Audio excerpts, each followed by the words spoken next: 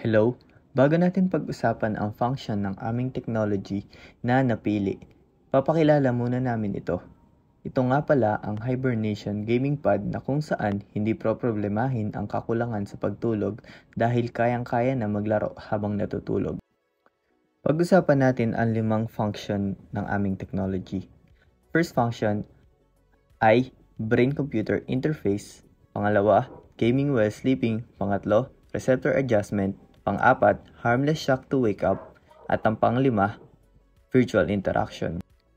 Function 1, brain-computer interface.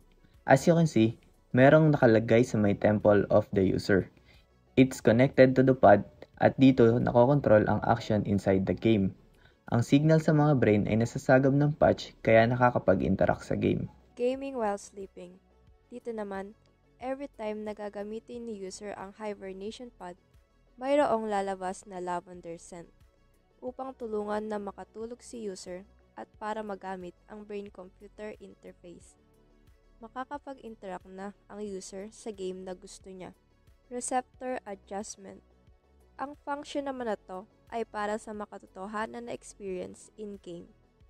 Naa-adjust ito sa settings kung paano gusto ma-experience ng user habang naglalaro. Gamit din ang patch na nakalagay sa temple ng user. It's tricking the brain to feel kung ano yung nararamdaman ng user sa loob ng game. Ang next function is harmless shock to wake up.